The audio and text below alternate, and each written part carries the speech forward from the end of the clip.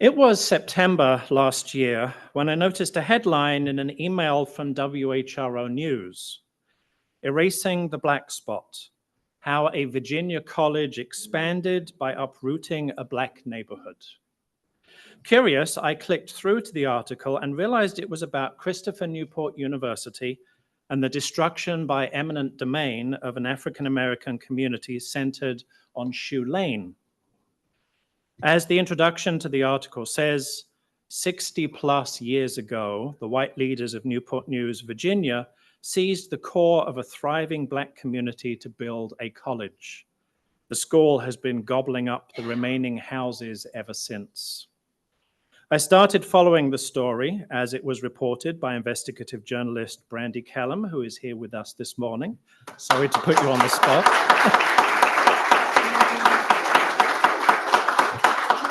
And Lewis Hanson of the Virginia Center for Investigative Journalism at WHRO.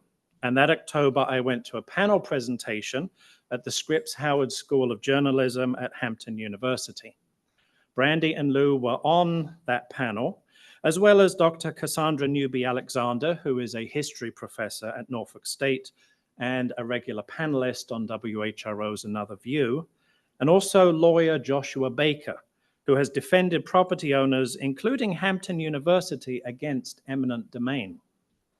Another View's Lisa Godley moderated, and she introduced clips from the documentary Uprooted that was in production at that time.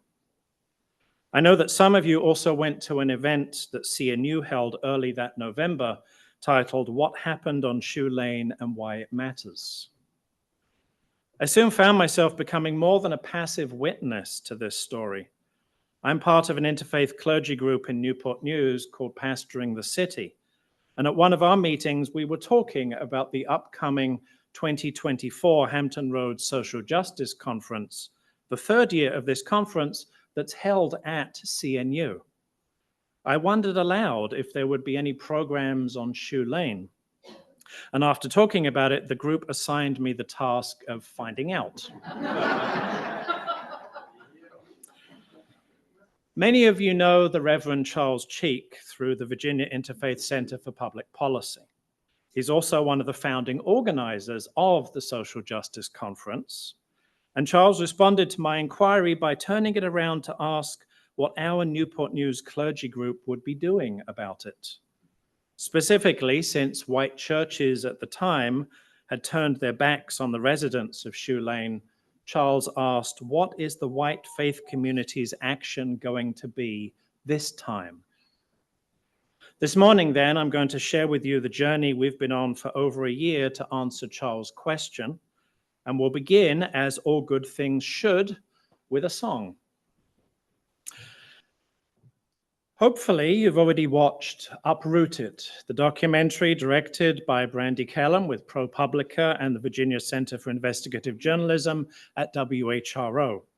It won a regional Emmy and a Gracie Award, with the wider Uprooted reporting also winning the Fred M. Hetchinger Grand Prize from the Education Writers Association and the Paul Tobenkin Memorial Award from the Columbia Journalism School.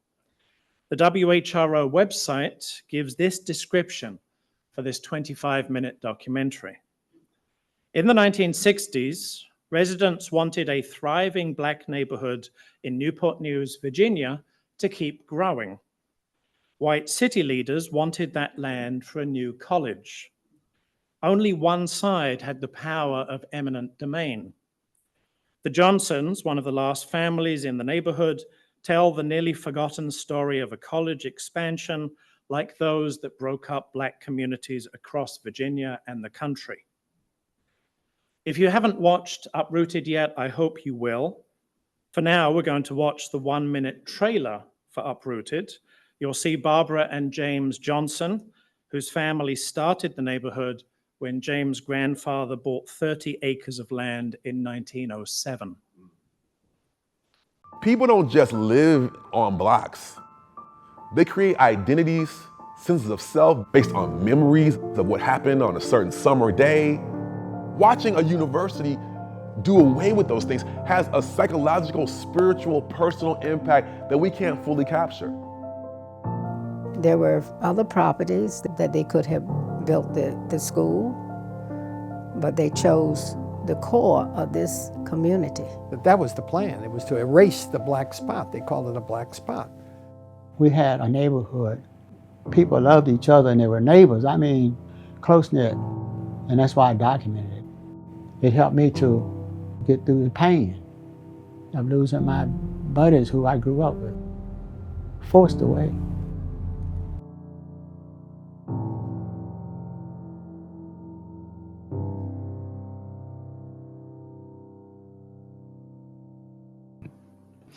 With our charge from the Reverend Charles Cheek, my colleagues and I in Pastoring the City decided we'd offer a workshop at April's Hampton Road Social Justice Conference.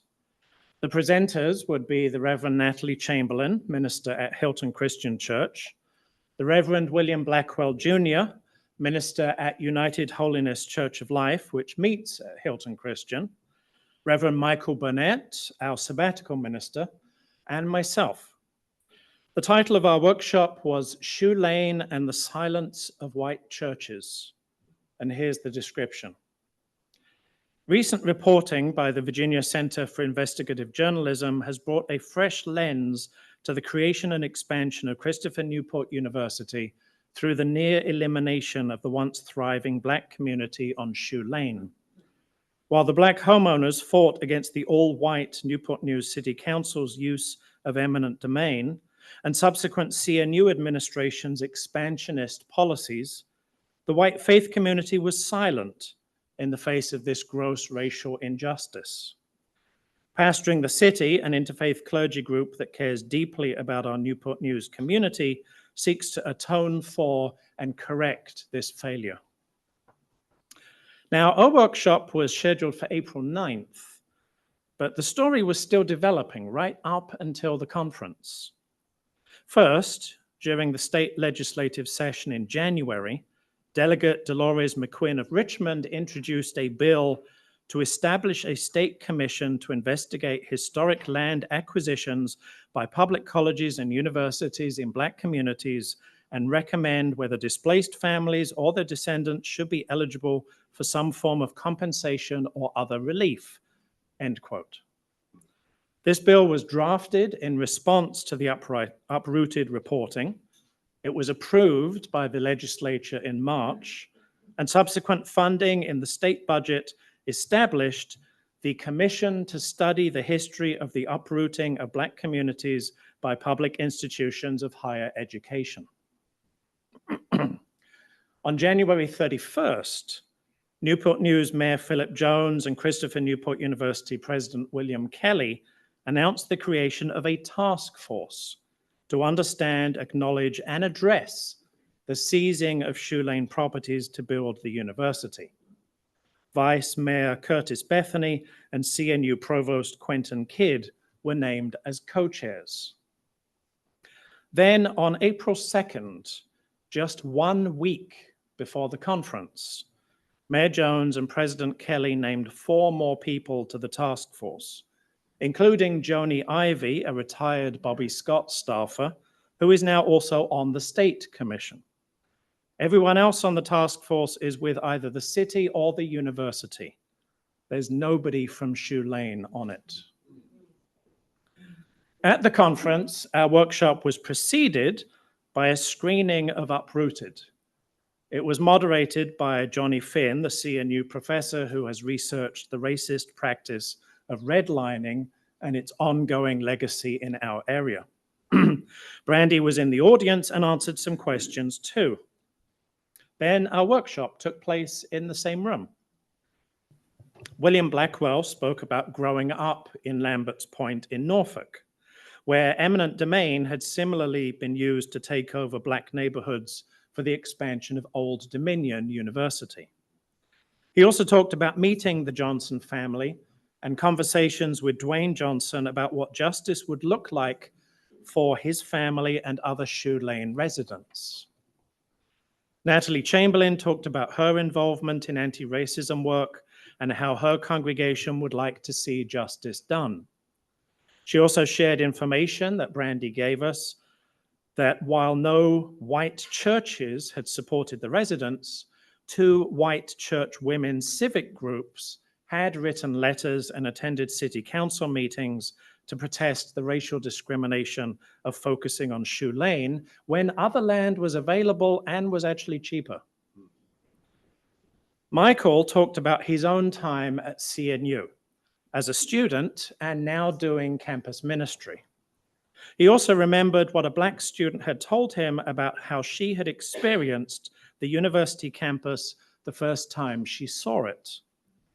Mostly white faculty and student body, mostly Black maintenance and cafeteria staff, white buildings with tall columns out front. For that student, it was like stepping foot onto an antebellum plantation.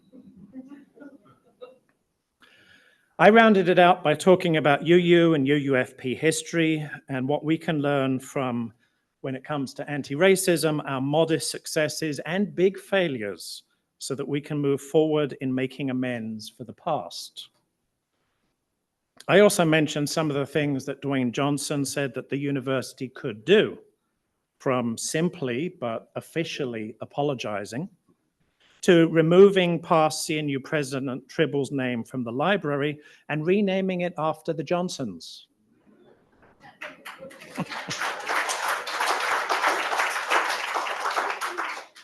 Yes, that would be a long shot. But subsequent conversation did bring up a number of other things that could be done, including designating the remaining properties as historically significant, so that the university couldn't take them over too. One thing we made clear at the workshop was that we wanted to support the Johnsons and other families to atone for past white silence when they were under attack, when their generational wealth was being stolen from them. And we certainly didn't want that workshop to be the extent of our engagement. We didn't want this to be another example of white people showing up when it appeals to us and then abandoning the people still in the struggle just because we can. So after the conference, we followed up with letters to Mayor Jones and President Kelly, expressing our disappointment that no representative of the Shoe Lane neighborhood had been named to the task force, and asking for more information about how the task force would do its work. We didn't get a response from either of them.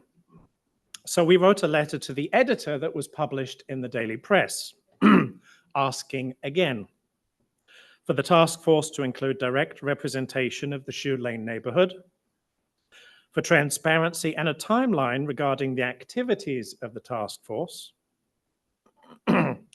and for assurances that CNU's 2030 expansion will not include any more neighborhood homes. Our letter was finally published on August 11th. And we didn't get a direct response, but on August 14th, the university did issue a press release, which stated that the task force had met several times to organize itself, plan its research, and hear from experts.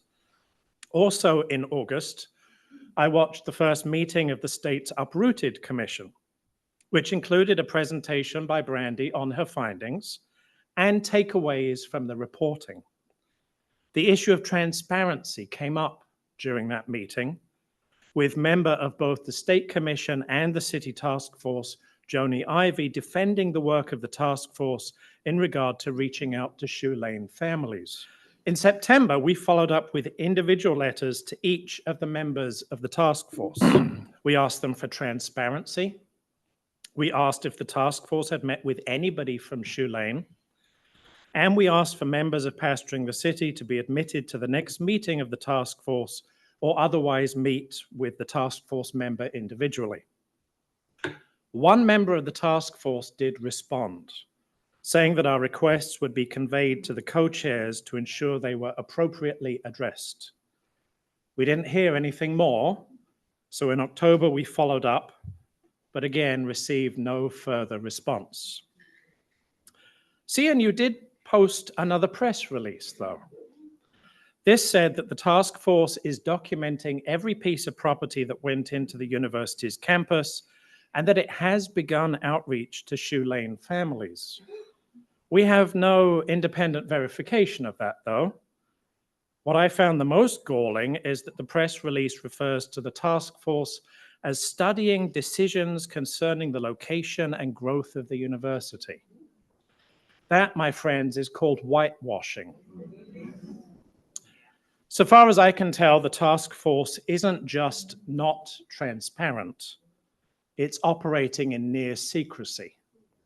The meetings of this body, appointed by the City Council and a public university, are not open to the public. Their meeting minutes are not available, nor is the task force willing to answer questions from the impacted families, reporters, clergy, or other concerned citizens, as Brandi has reported. I know that I'm far from alone in wanting to know what the task force is actually doing. Do we have any reason to believe that the work of this task force will result in anything substantive, let alone the restorative justice that is so desperately needed? Back in April, the Daily Press published an opinion piece by Colita Fairfax and Sophia Nelson, who described themselves as two Black female academics, authors, and historians in Virginia. Referring to the uprooted reporting, the new state commission, and data showing that the faculty and student body of CNU have only become more white. The authors state that restorative justice must address systemic racism, community devolution, and how we fix those injustices. There must be economic reparations, they said, educational reparations, and major changes at institutions such as CNU that have caused such harm to Black communities, not just by taking their lands and displacing them, but more importantly, by keeping them out of the institutions of higher education once established. As Fairfax and Nelson conclude, restorative justice practices must actually offer restoration of what is lost and reparation to build what is to come in communities affected by racial inequities.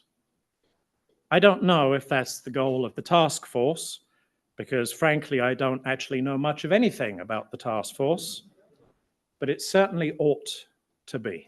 Today, I'm going to ask you to get involved in racial justice in this local issue of restorative justice. We have postcards that we're handing out, pre-addressed to Newport News Mayor Philip Jones and CNU President William Kelly.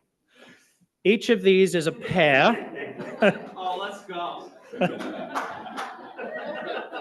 Each of these is a pair, but I invite you to fill out your name and return address on the front of the postcard.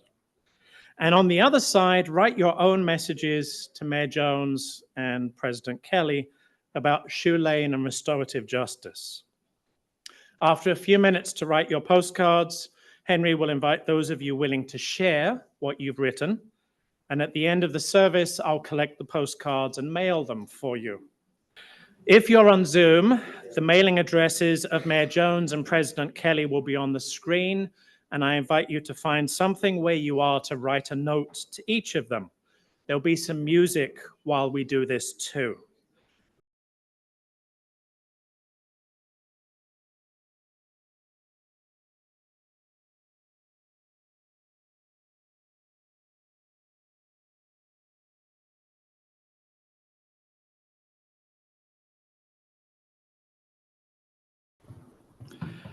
Thank you, those of you who wrote postcards. Please be sure to give them to me at the end of the service so that I can stamp them and mail them. And I'd also like to take this opportunity to thank Brandi Kellam for her amazing reporting, thanks to which we even know this.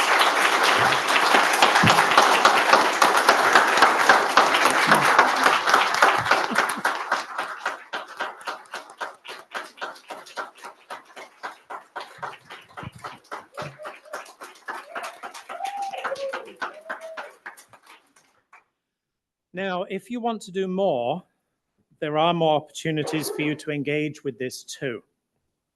The City Council meets on Tuesday evening, November 26th, starting at 7 p.m. in the City Council chambers downtown. I plan to be there, and I've asked to be on the list of people to make public comments during the council's meeting. You could come to that meeting too, and you could submit comments to the council through their website. And the state's Uprooted Commission meets next on Monday, December 2nd, starting at 1 p.m. in the General Assembly building in Richmond. I plan to be there for that as well, and have asked to be on the list of people to make public comments. If Richmond is too far to come at lunchtime on a Monday, you can watch the meeting through their live stream, and you can submit a comment by emailing the staff contacts for the commission. If you need any of those website or email addresses, just let me know. Restorative justice for Shoe Lane is of concern to us for a number of reasons. First, it happened right here in Newport News. It happened at the same time that this congregation existed. This history is our history. Second, we have made a commitment as a congregation to racial justice. Third, we have the ability to make up for the white silence that allowed the Shoe Lane community to be all but destroyed. The fourth reason comes from our own UUFP history, for eminent domain has been used against us too. We've made a big deal about the fact that as part of our upcoming move to Tabbs Lane, this is the first time in our history that we've chosen to relocate as a congregation. After all, the last time we had to move, it's because our building on Briarfield Road burned down. And before that, the Hampton Redevelopment Corporation bought our building on Eaton Street. And we didn't have a choice then either, thanks to eminent domain. We'll never know how the story of this congregation would have been different had we been able to stay in downtown Hampton and maintain our connections with what is now Hampton University. Our experience of eminent domain does call us, though, to do what we can to support the families of Shoe Lane, who in having their properties taken from them also lost their community and a more prosperous future for their children. As Nelson Mandela put it, reconciliation does not mean forgetting or trying to bury the pain of conflict. It means working together to correct the legacy of past injustice. May it be so.